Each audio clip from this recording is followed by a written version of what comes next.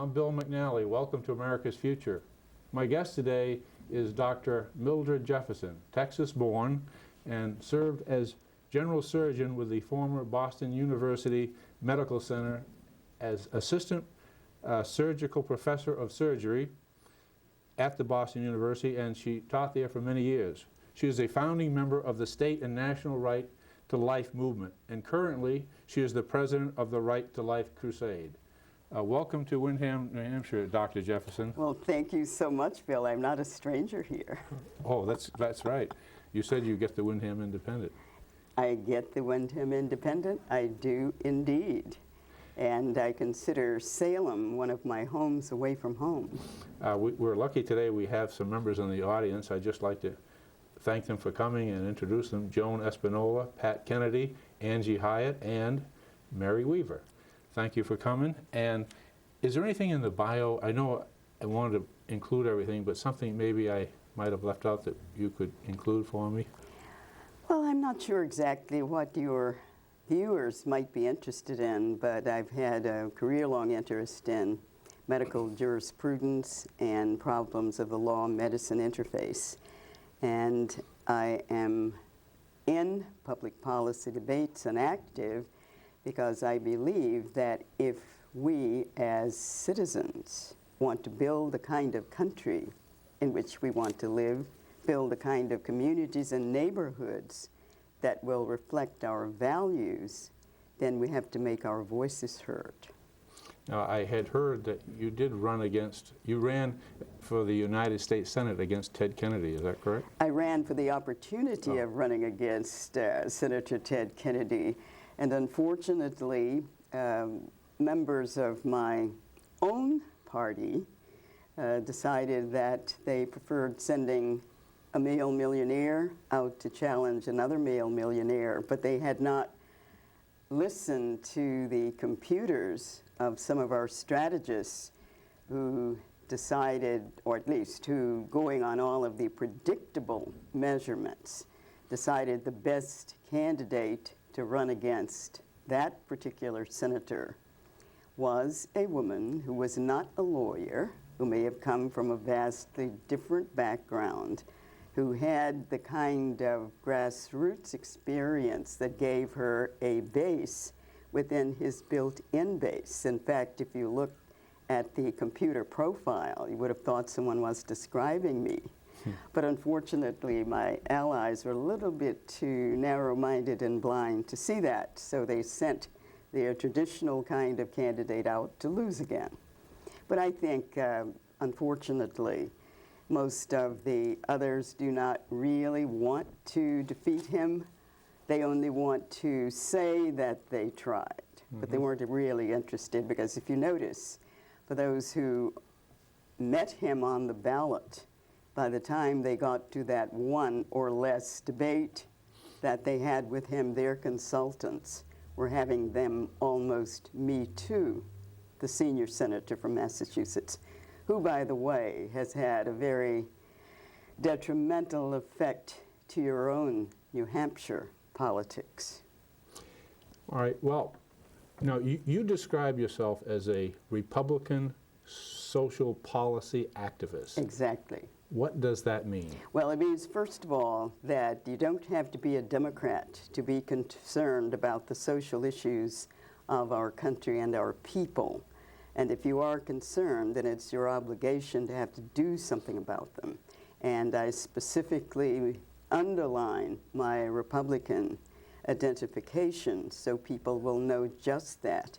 Because if you look back to the history of the parties, it was the Republican Party that was founded to be the party of the people at the time when this country was on the verge of becoming a landed oligarchy ruled by the large plantation owners in the South. So that's why I try always to make people understand that. Now, I have to draw a very clear line. The Right to Life movement has no one politics. We bring together people from all political parties and no parties at all, the major parties and all of the splinters, and you will notice that the majority of splinters that are not far left do have right-to-life positions. And it is our objective as a right-to-life movement that all major or significant parties in the United States will understand that defending the right to life is the cornerstone and foundation of our democratic republic, and no party should gain any kind of following unless it does do first defending the right to life. In your opinion, does it matter whether Republicans or Democrats are in power? It does, because we fought as a movement on both sides of the aisle.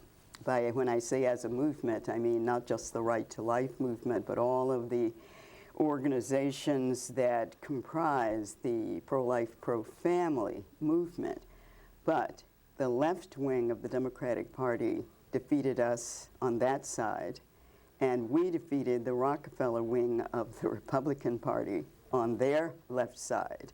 So as long as the control of the delegates that make the decisions at the conventions remain as they are, it is highly unlikely that any pro-life Democrat will get the nomination for the presidency on the Democratic side, because their platform will be so constructed that he or she could not do so. And on the Republican side, as long as we control the apparatus that determine the platform, it will have a right to life plank, and we will try to make it impossible for a candidate who does not defend the right to life to get the nomination. Why do you think Democrats then regain control of both houses in the Congress? Because they played a very, very good strategic game. And I will not diminish that in any way. I will give Dr. Howard Dean, who is the national chairman of the Democratic Party, and Senator Chuck Schumer from New York City, well, not New York City, but New York State, great credit for the kind of strategic moves they made. Now, it wasn't their strategy alone that called the day, because if you look at the kind of campaign that has been waged against President Bush and Republicans since 2000, and just reiterated in 2004, with everything that you can muster, the majority of the major media, the entertainment industry, the who knows what all else, creating this surge of trying somehow to insinuate Democratic control. That eventually has a telling effect. But if you look closely at the strategy of the Dean-Schumer coalition, you will see that they went into areas, carefully targeted areas, where Republicans weren't looking, but they also targeted many of those pro-abortion Republicans who they knew pro-lifers would not come out to rescue. And although I'm sure the pro-abortion Republicans thought they were currying favor, when it was time for them to be sacrificed, they were cut off without a second thought. But I will not in any way deny that they made a remarkable strategic effort which they carried out. I must admit, on my side, I don't like the way our coalitions responded, because we knew a year ago that things were not as they should be to face the kind of onslaught the Democrats were going to make. My allies forgot one central thing: no battle remains won. As soon as the battle is over, whoever you've defeated is going to fight back to defeat you. You cannot rest. And I think sort of coasting on what had happened before and telling oneself that, oh, well, the country has moved along, it has switched to the conservative tide, but that's not the case. The majority of people in this country don't consider themselves either conservative or liberal. They are just out there in the middle of the road trying to get by on a day-to-day basis. And whenever we make those grandiose projections, we come to grief. I want to make one comment here. We'll get right back into that question, but I seem to have lost my notes. Help me if I'm... At an introduction on a previous speaking engagement, I think it was Hal Shurtleff was introducing you, and he said that you were the first Negro black woman to graduate from Harvard Medical School. That's correct. Is that correct? Yes. And then- I usually say I was the leader of the line of women who looked like me through Harvard Medical School. Because frankly, I don't like the confrontational language of the Jesse Jacksonites who have moved on now to African American, which I don't think can be justifiably be used unless someone has held joint citizenship in the countries that they are combining.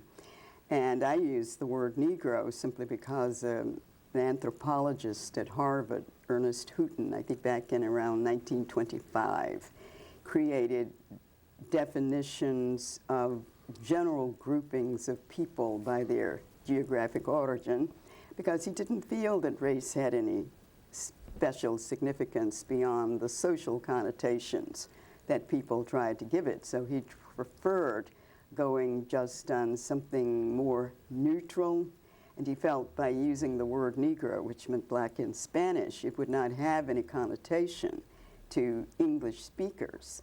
So through time, people still are attached to all those things in spite of their revering Martin Luther King Jr., who wanted to live for a time when his children would be judged by the content of their character rather than by the color of their skins, but they still have to carry around the skin jacket to slip on and to look out through. So the country has moved ahead to some extent, but there are people who will always pull it back, and they need to get out of the groove. Well, I remember Hal said that he could tell by looking at you that you were a Harvard woman. He said, but you can't tell her much. Well, in a sense, he may be right there, because there is some awareness that maybe we do have that ear, that special inner ear, and get the word directly and straight right from God himself. All right, getting back to the questioning there, what do you think the impact of the Democratic control will be, let's say first, I want to ask on the economy, the domestic, and the Middle East, but let's start with the economy, okay? Well, I think it's going to have a devastating effect on the economy. If you look at Massachusetts, that now has a Democratic governor and such an overwhelming Democratic control of its legislature or great and general court, the first thing the incoming governor wanted to do is to undo all of the budget cuts that the outgoing Governor Romney had wanted to make. Now, if it is anything like the federal government budget cutting, it's not an actual cut anyway. When they refer to budget cuts, it's only the difference between what the Democrats recommended and what the governor wanted. But there was no zero-based budgeting. They could not go back to the figure they had the previous year or even consider going less. And that means that taxes are going to rise in Massachusetts, even though they may be disguised as something else. And that is going to put a serious jolt into the Massachusetts economy. But I would anticipate on the federal level that with the Democrats in control of both houses of Congress and especially controlling the House of Representatives that controls the federal purse, we are going to see increased taxes and fees in general areas. And with their rushing off to create all of their investigations and oversights, this is going to run up much, much more in terms of management and oversight. And I would expect the eventual effect, even by '08, to be a slowing of the economy and predictions of a downturn. Unfortunately, I hope they do not succeed in trying to hamper our preparations for national defense and the fight against terrorism. But with the kind of actions that they are taking, I wouldn't be surprised if that were not in effect. What about then the impact of the Democrats, their control will be on the domestic social policy? How will they handle Well, that? unfortunately, you will notice that many, well, I can't say many, but a certain segment of the new Democrats have ostensibly taken positions that are supposed to be pro-life.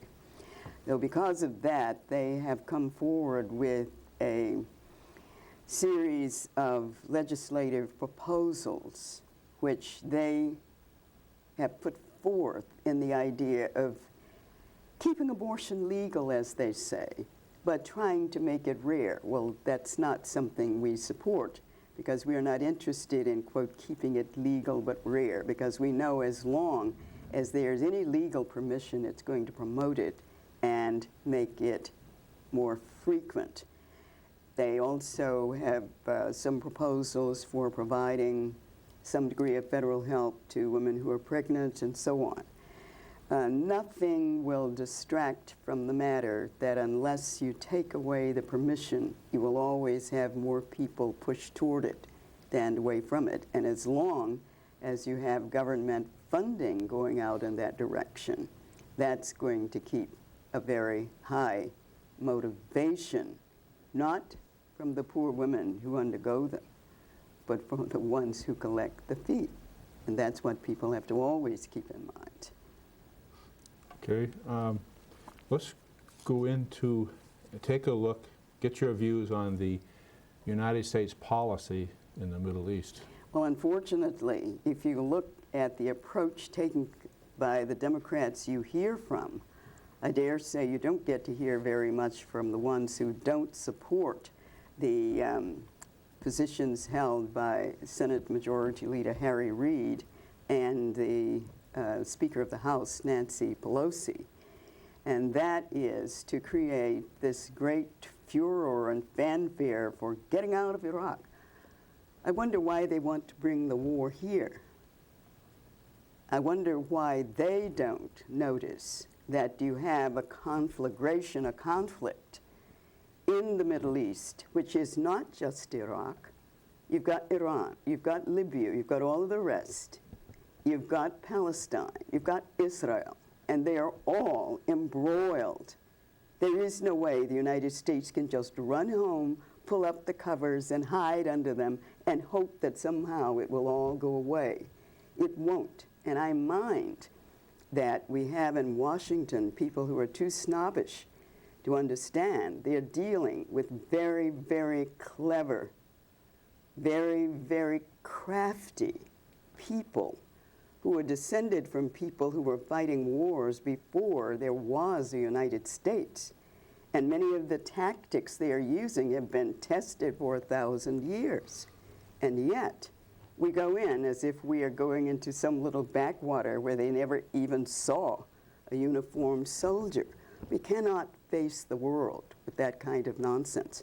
We also have to get out of that Eurocentric barrier that the Democrats have surrounded themselves with. I don't see them asking for us to get out of Bosnia, but they are wanting to get out of the Middle East. I don't know why they're so snobbish toward the Middle East, but I would hope my fellow Americans would speak up and stop them from making all of these outrageous recommendations in the name of the American people, because I am one of the American people.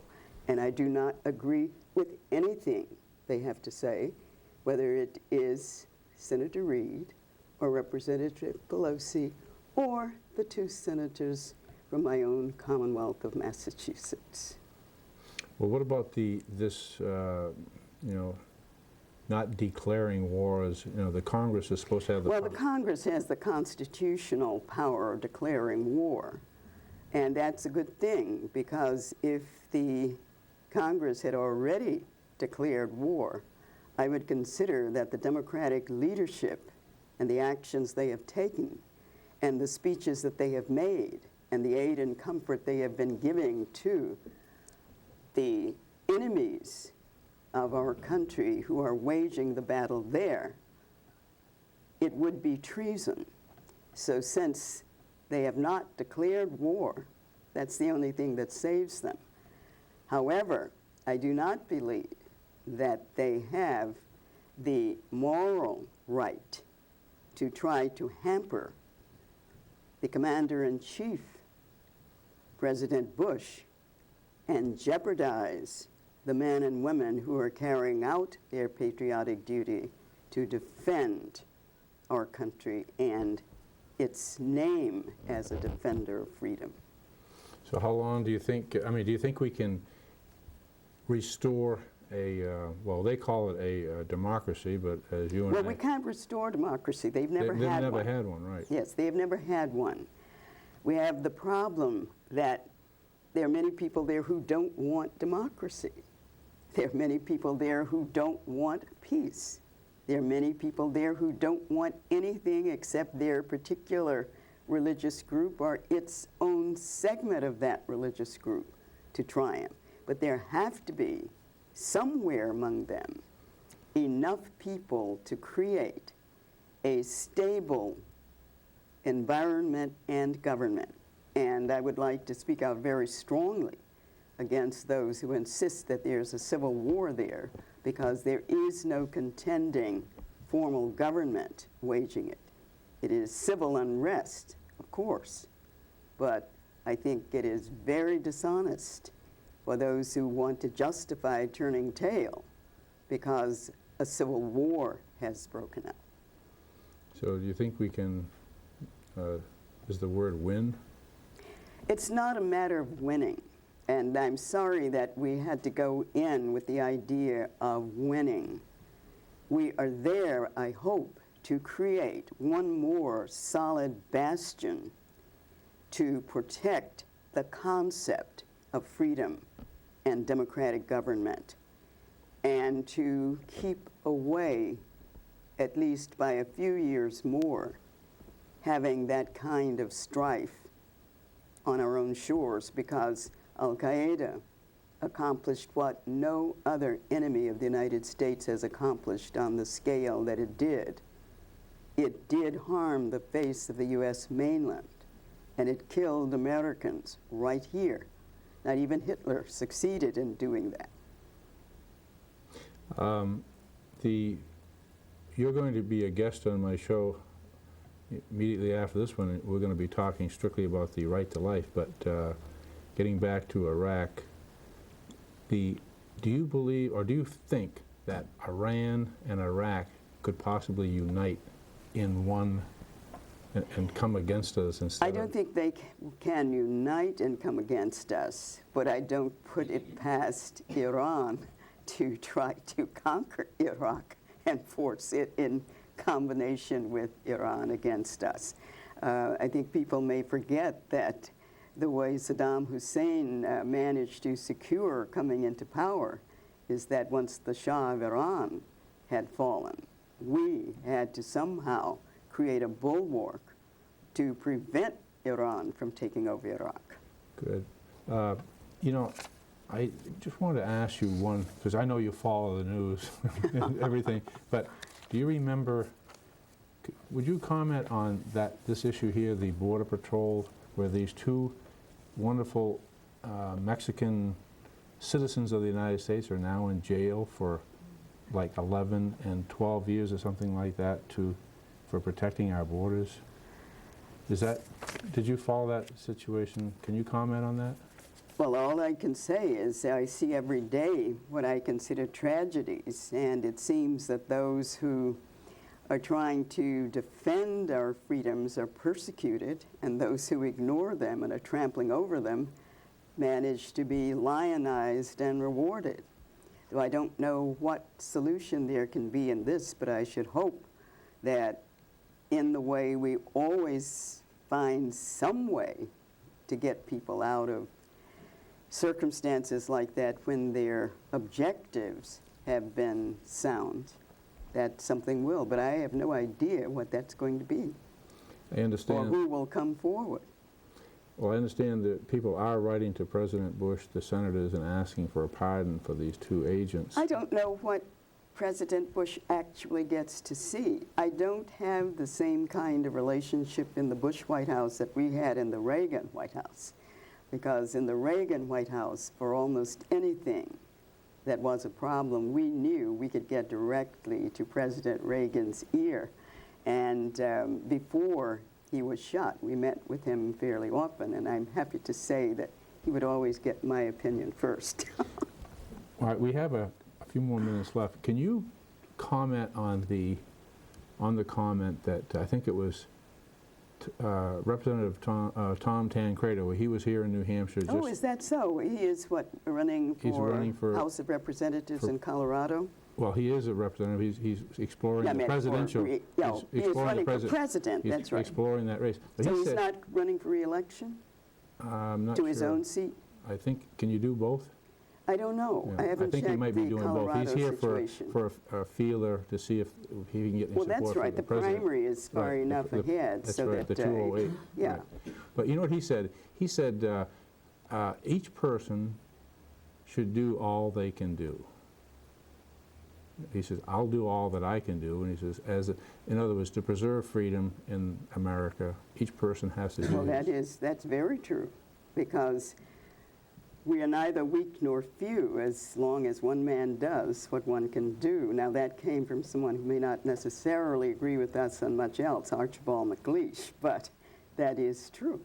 And that's another way of stating that old Chinese